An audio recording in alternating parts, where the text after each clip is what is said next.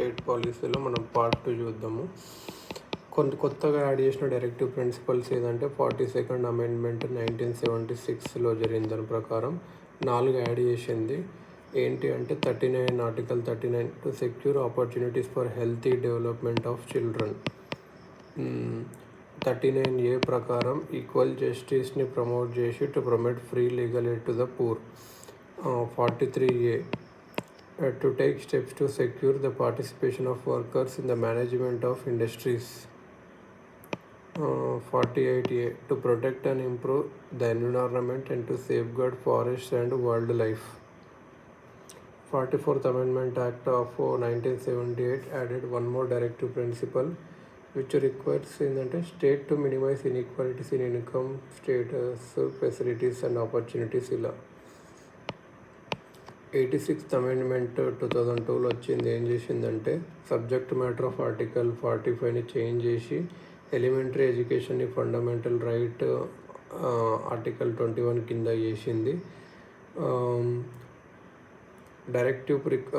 amended directive require that state to provide early childhood care and education for all children until they completed. అలా change చేసింది అన్నట్టు. 97th amendment of 2011 ఏం చేసిందంటే కొత్త directive principle add చేసింది. Cooperative సొసైటీకి సంబంధించింది. స్టేట్ ప్రమోట్ చేయాలి voluntary formation, autonomous functioning, democratic control and professional management of cooperative societies ఇవన్నట్టు. Sanction behind directive principles. Sanction behind directive principles ఏంటంటే sir BN Rao constitutional adviser to constituent adviser. BN Rao నెటానే ఇది ఎవరంటే constitutional adviser మన constituent అసెంబ్లీకి. ఈయన ఏం రికమెండ్ చేసిండంటే rights of individual should be divided into 2 కేటగిరీస్గా డివైడ్ చేయాలి, జస్టిసేబుల్ అండ్ నాన్ జస్టిసేబుల్. ఇది డ్రాఫ్టింగ్ కమిటీ యాక్సెప్ట్ చేసింది. కాన్సిక్వెంట్లో ఫండమెంటల్ రైట్స్ అనేవి జస్టిసేబుల్ పార్ట్ 3లో పెట్టారు. డైరెక్టివ్ ప్రిన్సిపల్స్ ఏమో నాన్ జస్టిసేబుల్ పార్ట్ 4లో పెట్టారు. డైరెక్టివ్ ప్రిన్సిపల్స్ అనేవి జస్టిసేబుల్ కాకపోయినా కాన్స్టిట్యూషన్ ఏం క్లియర్ చేసిందంటే ఈ ప్రిన్సిపల్స్ ఫండమెంటల్ ఇన్ గవర్నెన్స్లో ఉండాలి. స్టేట్ ఇవి అప్లై చేయాలి లాస్ మేక్ చేయడంలో. That the impose a moral obligation on state authorities for their application, but the real force behind them is political, that is public opinion.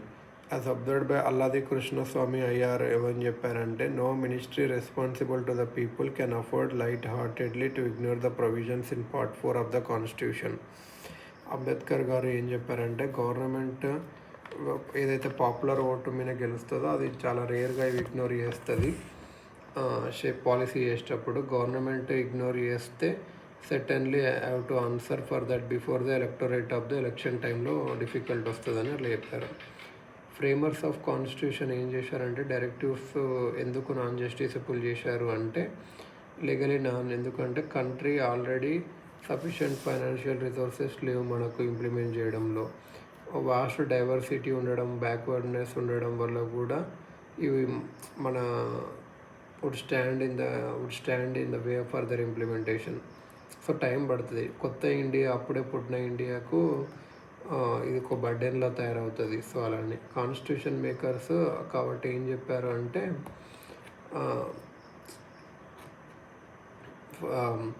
More than an awaken public opinion important, court procedures కన్నా పబ్లిక్ది important అని నమ్మారు అన్నట్టు. Criticism ఏంటి అంటే దీనికి ఒక legal force లేదు, ఇల్లీగల్గా అరేంజ్ చేశారు, కన్సర్వేటివ్గా ఉన్నవి ఇవన్నీ. కాన్స్టిట్యూషనల్ కాన్ఫ్లిక్ట్ ఉంది అన్నట్టు.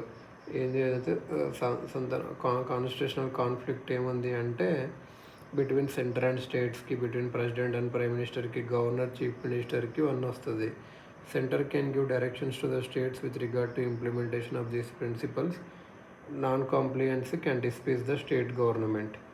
Similarly when the prime minister gets a bill passed by the which violate the directive principles passed by the parliament, the president may reject on the ground that these principles are fundamental to the governance of country and hence ministry has no right to ignore them. The same constitutional conflict may occur between government. ఇలా constitutional conflict కూడా వస్తుంది. Legal force లేదు, ఇల్లీగల్గా arrange, conservative. మరి ఎక్కడ వాడతారు ఇది అంటే, ఎన్ని క్రిటిసిజమ్స్ ఉన్నా సరే కానీ ఇవి అన్నెసెసరీగా యాడ్ చేసినవి అయితే కాదు. కాన్స్టిట్యూషనే డిక్లేర్ చేస్తుంది ఇవి ఫండమెంటల్ టు గవర్నెన్స్ అని చెప్పి. ఎల్ఎం సింగి ప్రకారం ఏం చెప్పిందంటే, directives are life giving provisions of the constitution. They constitute the stuff of the constitution. Philosophy of social justice ఉంది అందులో. అంబేద్కర్ ఏం పాయింట్అవుట్ చేశారంటే, డైరెక్టివ్స్ అనేటివి గ్రేట్ వాల్యూ ఉంది because goal of Indian polity అనేది ఎకనామిక్ డెమోక్రసీ కదా, అది ఇక్కడ ఉంది అన్నట్టు. పొలిటికల్ డెమోక్రసీ కాదు, కావాల్సింది economic democracy. B N Rao constitutional adviser కూడా అదే చెప్పారు అన్నట్టు. డైరెక్టివ్ ప్రిన్సిపల్స్ అనేటివి moral precepts of the authorities of the state. They have at least an educative value ఉందని చెప్పి అలా అన్నారు అన్నట్టు. డైరెక్టివ్ ప్రిన్సిపల్స్కి చాలా రోల్ ప్లే చేస్తుంది. సప్లిమెంటరీ టు ఫండమెంటల్ రైట్స్ ఇవి. ఏవైతే ఫండమెంటల్ రైట్స్లో మనం నెరవేర్చుకోలేమో అవి ఇక్కడ ఉంటుంది అన్నట్టు. కొన్ని ఫేవరబుల్ అట్మాస్ఫియర్ ఇంపార్టెంట్గా అన్నట్టు. Crucial test for the performance of government కూడా అనొచ్చు. కాకపోతే ఫండమెంటల్ రైట్స్కి ఇంకా డిపిఎస్పికి కాన్ఫ్లిక్ట్ ఏముంది అంటే, ఫండమెంటల్ రైట్స్ ఏమో జస్టిసియబుల్, ఇవేమో కావు. ఇంకోటి ఏది అంటే, moral obligation of state to implement moral obligation ఉంది డిపిఎస్పిని చేయాలని చెప్పి ఆర్టికల్ 37 ప్రకారం. On the other hand have let a conflict between two. So ఇలా కాన్ఫ్లిక్ట్ వచ్చింది అన్నట్టు since the commencement of constitution start అయినప్పుడే. ఇన్ ద ఫస్ట్ కేసు ఏంటంటే, చెంపకం దొరై రాంజన్ కేసు 1951లో ఏమైందంటే, సుప్రీంకోర్టు ఏం రూల్ చేసిందంటే, ఏదైనా కాన్ఫ్లిక్ట్ ఫండమెంటల్ రైట్స్కి డైరెక్టివ్ ప్రిన్సిపల్స్ ఉంటే ఫండమెంటల్ రైట్సే ప్రివేల్ అవుతాయి అని చెప్పి చెప్పింది. ఏం డిక్లేర్ చేసిందంటే, డైరెక్టివ్ ప్రిన్సిపల్స్కి have to confirm to and run as principles subsidiary to fundamental rights అలా రన్ అవ్వాలని చెప్పింది.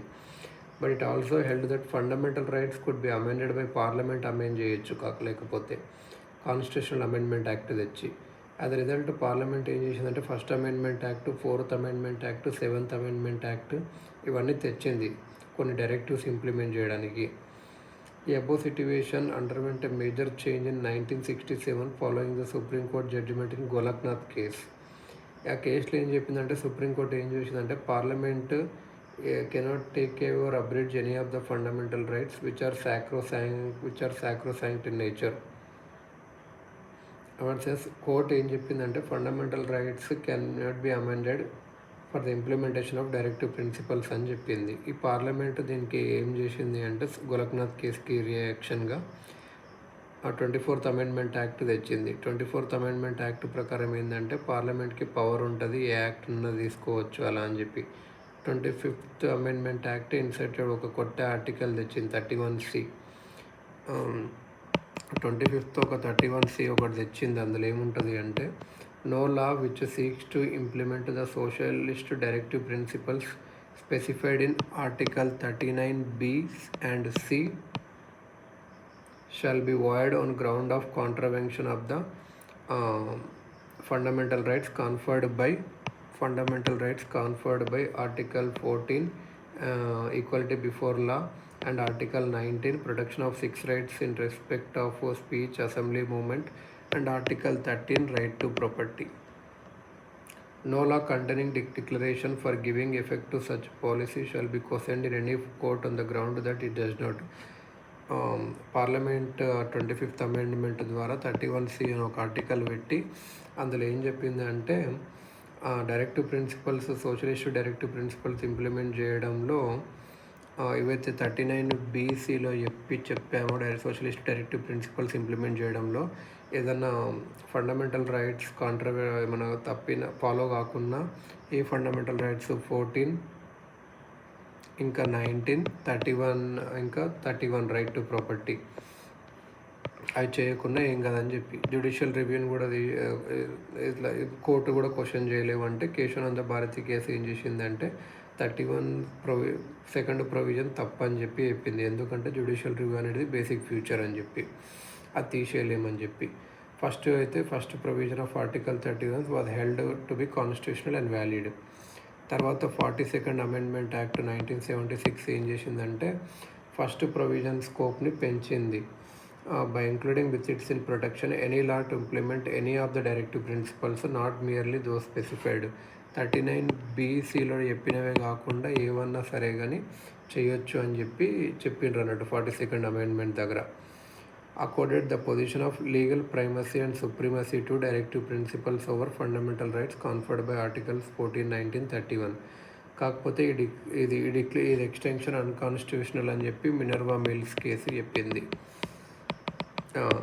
Directive principles again subordinate to fundamental rights అయ్యాయి దీనివల్ల. కానీ fundamental rights but the fundamental rights conferred by article 14 and 19 were accepted as subordinate. 14 ఇంకా 19 కింద వచ్చిన fundamental rights subordinate to directive principles specified in 39B and C. Further article 31ని abolish చేశారు 44th amendment వల్ల. ఇలా ఇంకా మినర్వా మిల్స్ కేసు 1980 ప్రకారం Supreme Court ఏమి చేసిందంటే Indian constitution is founded on the bedrock of balance between Minerva Mills case. ఇక్కడనే Supreme Court చెప్పింది ఫండమెంటల్ రైట్స్ ఇంకా డిపిఎస్పిని డైరెక్టివ్ ప్రిన్సిపల్స్ని they together constitute the core of commitment to social revolution. They are like two wheels of charity ఇలా అని చెప్పింది అన్నట్టు. Absolute primacy ఒకదానికి ఇవ్వలేము, హార్మోనీ అండ్ బ్యాలెన్స్ ఉండాలి రెండింటి మధ్యలో. Goal set out by directive principles have to be achieved without abrogation of the means provided by fundamental rights. Therefore ఏంటంటే present position fundamental rights enjoy supremacy. కాకపోతే it does not mean directive principles cannot be implemented అని కాదు. Parliament can amend the fundamental rights for implement directive principles so యాస్లో basic structure destroy అయిపోతే చాలు. So ఇలా